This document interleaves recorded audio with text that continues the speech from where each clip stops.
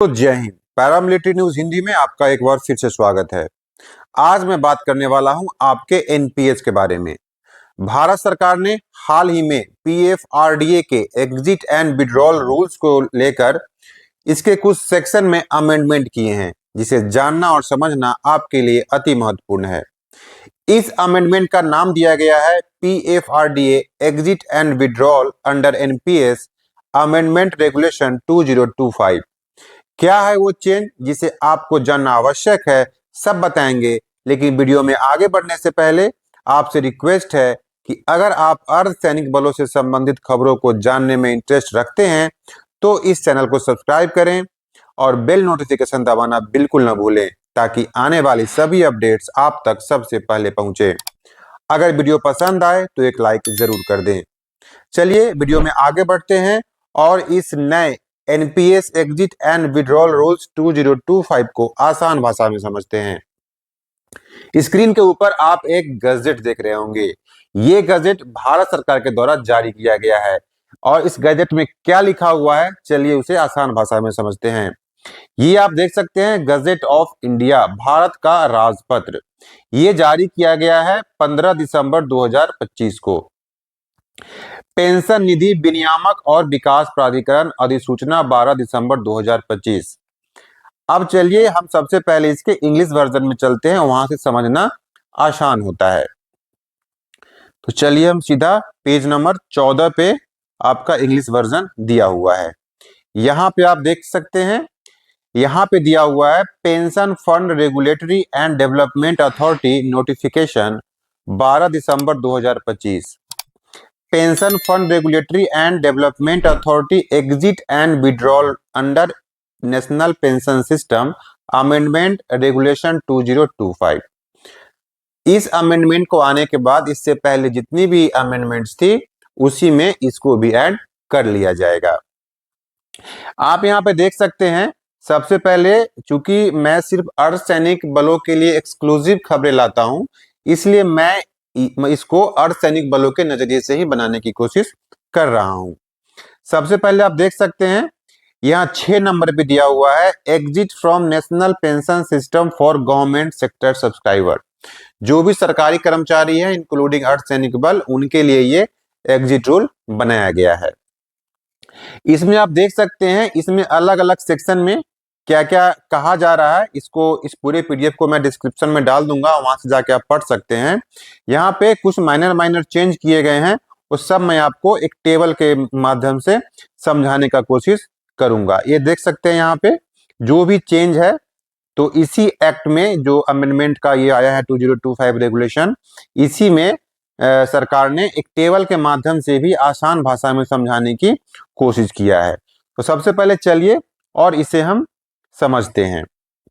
लेकिन उसे समझने से पहले मैं आपको बता दूं कि इसमें जो कुछ माइनर जो चेंज है, जो सबसे पहले क्या था कि आप एनपीएस के फंड को जब आप सुपरनेशन जाते हैं 60 इयर्स में, उससे पहले आप 75 इयर्स के एज तक आप उसको डिफरमेंट कर सकते थे, रख सकते थे, और उसके बाद आप उसका एग्जिट लेने का प्रावधान था। लेकिन इस रेगुलेशन में कहा जा रहा है कि इसे अब आप 85 इयर्स तक आप रख सकते हैं, यानी कि उसको आप कंटिन्यू कर सकते हैं और 85 इयर्स के तक आप रखने के बाद आप इससे एग्जिट ले सकते हैं अगर आप चाहें तो। लेकिन जैसे आप इसको डिफरमेंट करेंगे 60 इयर्स के बाद, उसके बाद इसको जब चाहें आप इसको विड्रॉ कर सकते हैं। और ऐसे केस में आपको एटलीस्ट 40% जो आपका एक्यूमुलेटेड पेंशन वेल्थ है shall be utilise for purchase of default annuity providing, यानी कि फिर आपको जो 60% है वो आपको लमसम के तौर पर मिल जाएगा और जो 40% है उससे आपको एन्यूटी खरीदनी पड़ेगी। क्या है ये पूरा, चलिए हम आपको एक टेबल के माध्यम से समझाने का कोशिश करते हैं। आप देख लीजिए, यहाँ पे है टेबल 1 गवर्नमेंट सेक्टर। सबसे पहला है एग्जिट सिनेरियो इवेंट, किस किस कंडीशन में किस किस सिनेरियो में हम एग्जिट लेंगे वो यहाँ पे एग्जिट सिनेरियो दिया गया है।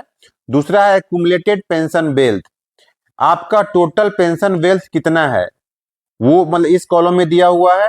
दूसरा है जो भी आपका एक्यूमुलेटेड पेंशन, जो भी आपका वेल्थ है एक्यूमुलेटेड, उसका यूटिलाइजेशन कैसे होगा, utilisation of accumulated pension wealth, वो यहाँ पे 3 कॉलम में इसको डिस्क्राइब किया गया है।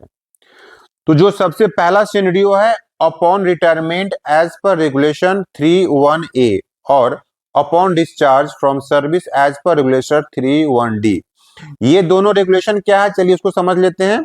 सबसे पहले है अपॉन रिटायरमेंट रेगुलेशन 3(1)(a), इसमें आपको सुपरनेशन की बात होती है या फिर वीआरएस की बात होती है। दूसरा है upon discharge from service as per regulation 3(1)(d), और इसमें आपको डिस्चार्ज की बात कही जा रही है। तो इस दोनों सिनेरियो में क्या क्या होगा, चलिए उसको हम देख सकते हैं। अगर आपका total accumulated pension wealth 8 lakh या उससे कम है, तो ऐसे केस में आपको 2 ऑप्शन दिए जा रहे हैं।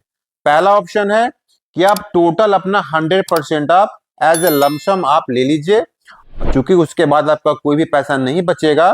तो जो यहाँ पे सिस्टमैटिक विड्रॉल और एन्युटी का ऑप्शन है, वो यहाँ पे आपके लिए डिसेबल हो जाता है, क्योंकि आप 100% लेके यहाँ से आप एग्जिट ले रहे हैं। और यहीं पे आपको दूसरा ऑप्शन दिया जा रहा है कि अगर आप 100% से एग्जिट नहीं लेना चाहते हैं, तो आप 60% आप लमसम ले लीजिए, और रेस्ट जो आपका पैसा है 40%, उसको आपको उस पैसे से आपको एन्युटी खरीदना पड़ेगा। ये केस है 8 लाख या उससे कम वाले वेल्थ के केस में।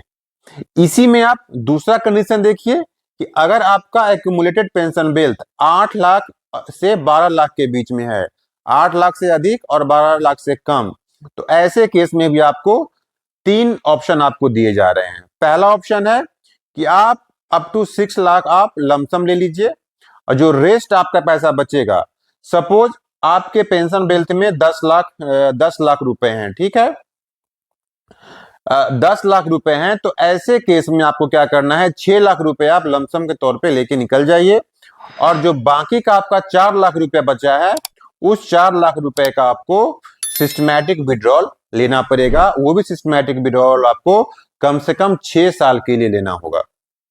जो आप इस तरीके से उसको चूज करेंगे कि वो आपका सिस्टमैटिक विड्रॉल कम से कम 6 साल के लिए वो हो, और ऐसे केस में आपको एन्युटी का बेनिफिट नहीं मिलेगा। इसी में दूसरा केस है कि अगर आप ये चूज नहीं करना चाहते हैं, तो आप 6 लाख रुपया लमसम लेके निकल जाइए, और जो रेस्ट पैसा है उससे आपको जो 4 लाख रुपया बचेगा, उस केस में आप उसका एन्युटी खरीद सकते हैं। तो फिर ऐसे केस में आपको जो सिस्टमैटिक विड्रॉल है, ये आपको नहीं मिलेगा।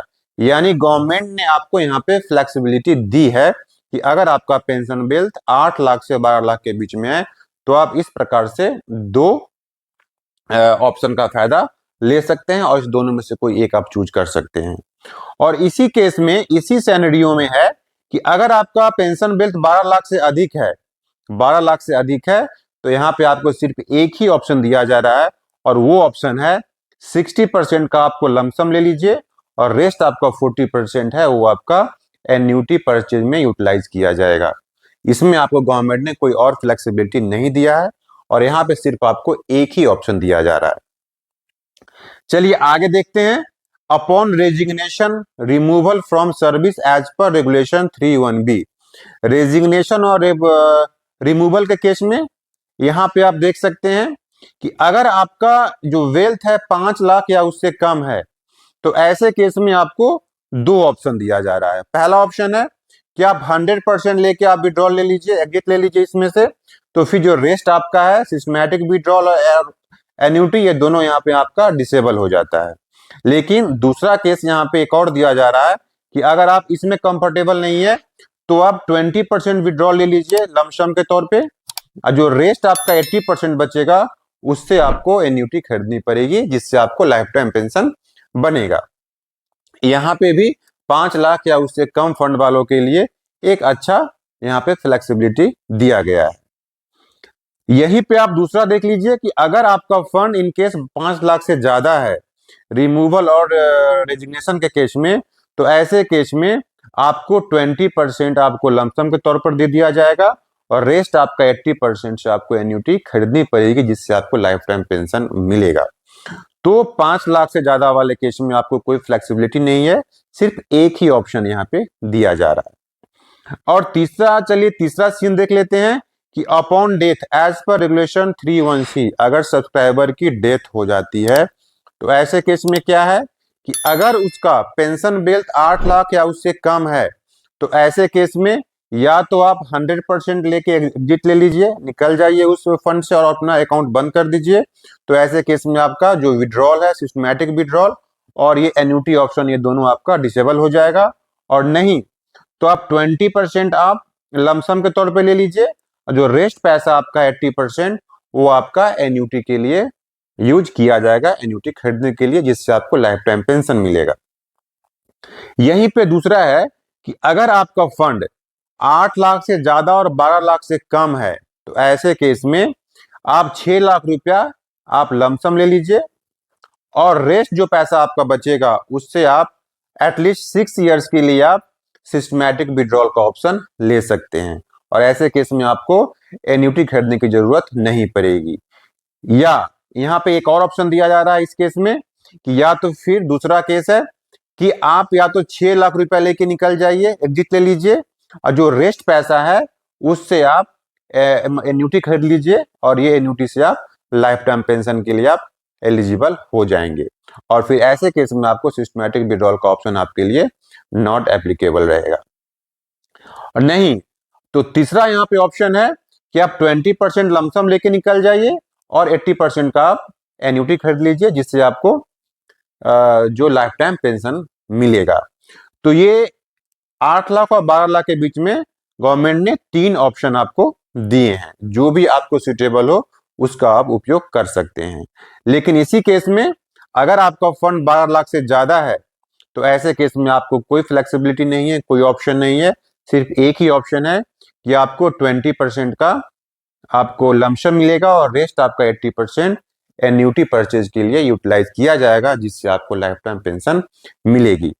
तो ये जो एनपीएस का जो नया गैजेट आया है, एग्जिट और विड्रॉल रूल्स, इसके तहत भारत सरकार ने बहुत हद तक जो भी डाउट्स था, जो भी कंफ्यूजन था, सबको क्लियर किया है और जो भी आपका ऑप्शन है एग्जिट और विड्रॉल रूल्स का जो ऑप्शन है उसमें काफी फ्लेक्सिबिलिटी देने की कोशिश की है।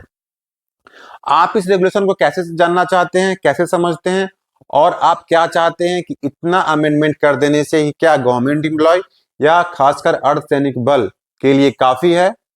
जो भी हो कमेंट में जरूर बताएं।